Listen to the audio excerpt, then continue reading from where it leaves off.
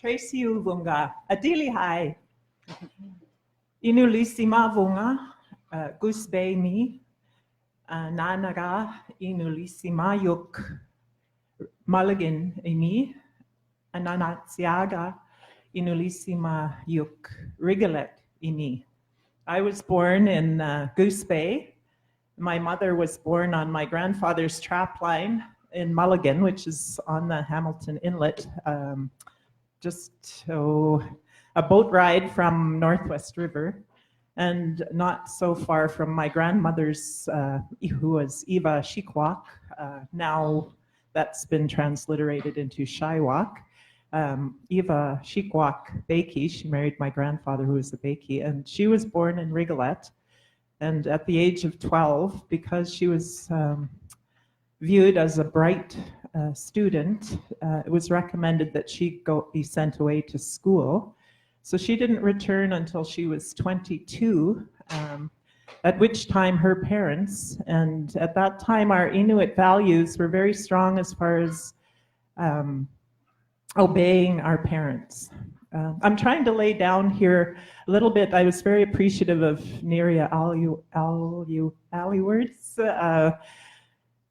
talk about our Indigenous sensibilities. And when Stephen emailed me, he mentioned Pam Palmater, of whom I'm a great fan, and she had mentioned about throat singing, how the youth were throat singing and drum dancing, and how important that was for Canadians across Canada to see. And certainly that drew in a lot of people into our cause. Now, at the same time, I'm reminded last week when the Governor General was in our community, a friend of mine, Desiree Rich, who is a youth, was a youth representative. And when the Governor General met her, she asked, "Oh, will you be throat singing and drumming for me?" So these are the dichotomies we want to. I love Destiny Solomon and Alison Gear, who Alison was featured in a photograph by Aussie Michelin, which went viral across the country as she was drum dancing in front of a large truck outside of our protest site.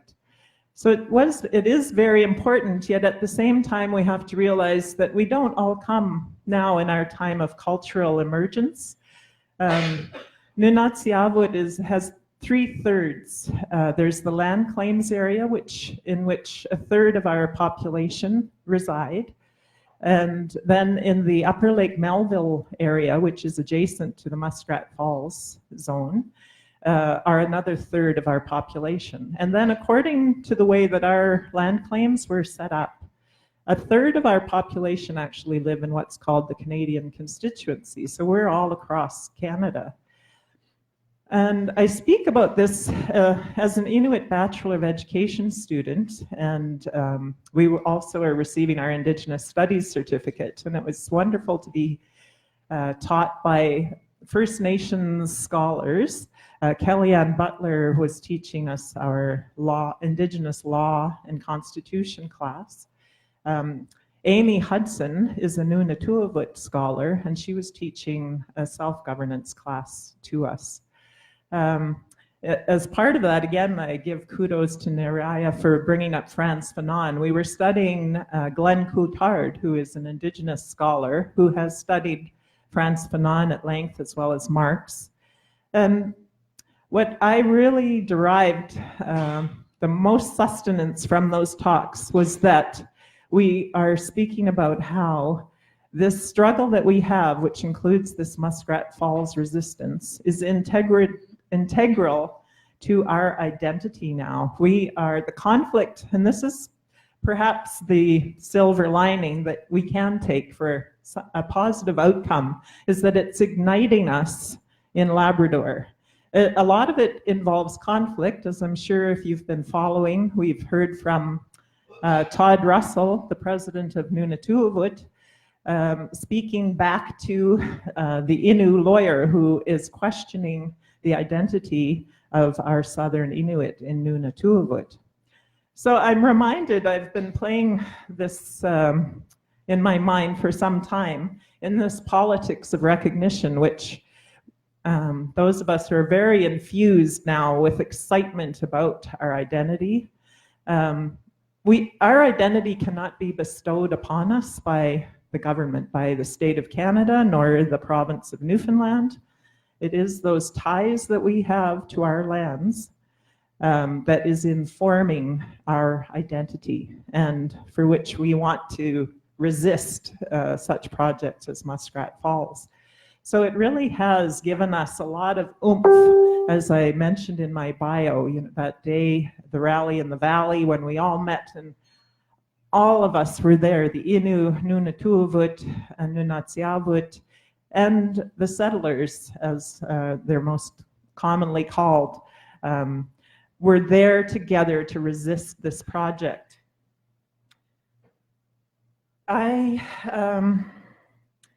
Lately, while in that class that Kellyanne Butler was teaching us, we were tasked with creating a project to address our governance, our laws, our Indigenous law, and the Constitution. And Nunatsiavut has a Constitution, and at the backbone of it speaks about treasuring our land and our waters and our ice and protecting them. However, when I spoke to my peers, very few people have actually read our Constitution. And as part of my project for Kellyanne, I phoned several of the leaders who were working on that land claims agreement, as well as the lawyer who helped to put some of the phraseology together in the Constitution. So I was working through that, and then I was realizing who the people were, and I'm in an Inuit Bachelor of Education program for primary and elementary education. And these are, of course, the people that we can teach, transmit our knowledge and our excitement about our connectivity to our land and to our ancestors. So as a part of that project, it started off very dry and academic, but it ended in a creative piece.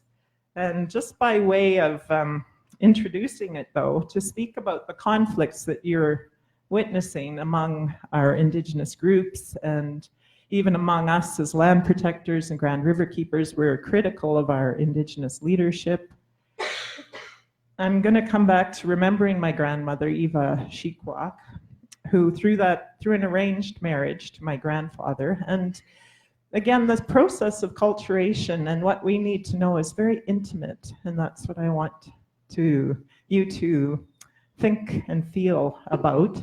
It's an intimate process beyond just the economics and the academic and the intellectual lingo. I think we really have to connect too with our hearts. I visited my aunt. My mother passed away in 2013, but my oldest aunt, my mother's oldest sister, I visit her regularly, and we talk about my grandmother, who ended up having mental health issues from her residential school experience and passed it on, especially to my two uncles who didn't marry. My mother and her sisters married Air Forcemen, Canadian and American. But through that arranged marriage, there were some difficulties. As in most families, we have these stories. And as I mentioned, obedience to parents was very essential. So she agreed to marry my grandfather. He was a catch because he had a good trap line and it was close to Rigolette. My grandmother was a catch because she had an education. And she never spoke about her experience being away, but I've begun to paint a picture of her experience. And the reality is, in the community of especially Happy Valley Goose Bay and in Northwest River, we have different pockets of our Nunatsiavut population. So as I was telling an Inuk student in the grade 5 class where I'm doing my internship, who is in foster care, and who said to me, as I was trying to encourage him, because it was very difficult to get him to do some written work in the classroom, and I was telling him, don't give up. And he said, I gave up in kindergarten, he told me. And I said, we have to survive. And I hope he heard me. I think he did. We're developing quite a relationship. Some of us in our families, in surviving this counted our Inuit roots. And now within Nunatsiavut, we hear some disputes. I've heard some people say, well, now look at that person, you know. Now they're so proud of their Inuk status, and yet their mother or their father or their grandmother used to call us dirty schemos. These are the realities of the conflicts that we're dealing with. And I'm reminded, I'm sure it's a pulp culture sort of an icon. I've been thinking of this image, Django Unchained, the hero Jamie Foxx versus Samuel L. Jackson's sort of Uncle Tom. And so thank consciousness for the catharsis of art and film. I'm a part of coming out of that house nigger reality that we had in Nunatsiavut. And it's painful, and yet this is where we're at. And it is part of our identity formation, and it's part of the reconciliation process that is happening in our communities. So it may sound terrible that the Innu are, you know, calling out NunatuKavut and it's in the public arena, but I think it's a good thing myself. So I'm just going to read, and I hope I don't put you to sleep. Sometimes in recovery circles, when I do certain work, people say that my voice is very calming, and it could just, could do that. So this short story was called Classroom Zone of Refuge.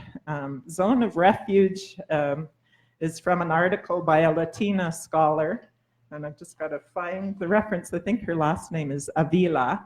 And she quoted Feliciano Sanchez Chan, who's an a Mexican indigenous scholar. And he talked about creating zones of refuge where we can be ourselves and work through some of this stuff, sometimes less in the public eye where people are so critical and discount our indigenous identity. So it's called Classroom Zone of Refuge. Miss. And I know that it is not a miss. It is a wonderful piece of insight that Shane has come across.